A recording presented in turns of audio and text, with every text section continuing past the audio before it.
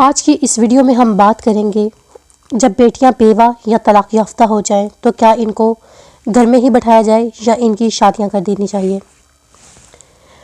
तो हम जब तारीख़ को पढ़ते हैं तो हज़रत उमर बिन खत्ताब रज़ी अल्लाह अन्हा ने फरमाया कि जब इनकी बेटी हिफ्सा बेवा हो गई और इनके शोहर हनीस बिन हज़ाफ़ा सहमी जो रसूल सल्लल्लाहु अलैहि वसल्लम के सहाबी और बदर में शिरकत करने वाले थे, मदीना में इंतकाल कर गए, तो मैंने हज़रत उस्मान रज़ी अल्लाह ताला अन्हा से मिला और अपनी बेटी हिफ्ज़ा का जिक्र किया और इनसे कहा कि अगर तुम चाहो तो मैं इनका निकाह तुम्हारे साथ कर लूँ।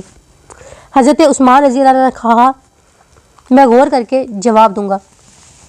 मैं कई रात ठहरा रहा। फिर मुलाकात होने पर हज़रत उस्मान ने फरमाया कि मुझे फ़िलहाल निकाह करने पर इत्मीनान नहीं हुआ। फिर हज़रत अबू बकर रज़ी अल्लाह अन्हा से मिला और इनसे कहा, अगर आप चाहें तो मैं अपनी बेवा बेटी हिफ्ज़ा का निकाह तुम्हारे साथ कर दूँ। हज़रत अबू बकर खामोश हो गए और कोई जवाब नहीं दिया।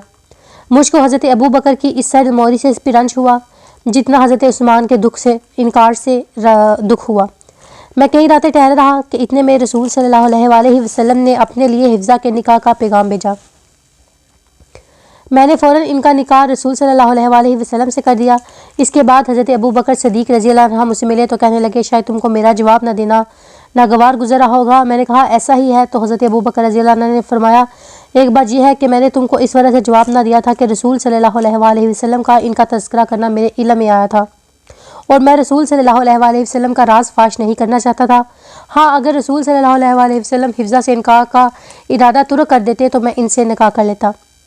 मुलाहिज़ा फरमाइए कि हज़रत उमर ने किस तरह खुद ही अपनी बेवा बेटी के निकाह का पैगाम पहले हज़रत उस्मान को दिया और फिर हज़रत अबू बकर रज़ी अल्लाह अन्हा को दिया। ये हुलफ़ाए राशिदीन में से हैं, जिससे पता चलता है कि बेवा या मुतल्लका के दूसरे निकाह को ऐब नहीं समझना चाहिए।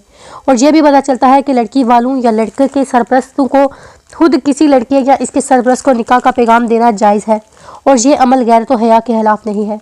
मगर आजकल लड़की वालों की तरफ से खुद किसी जगह निकाह का पैगाम भेजना ऐब समझा जाता है और अगर कोई जवाब ना आए तो हम उसे अपनी गैरत का मसला बना लेते हैं और हमेशा की कथा तलखी बन जाती है।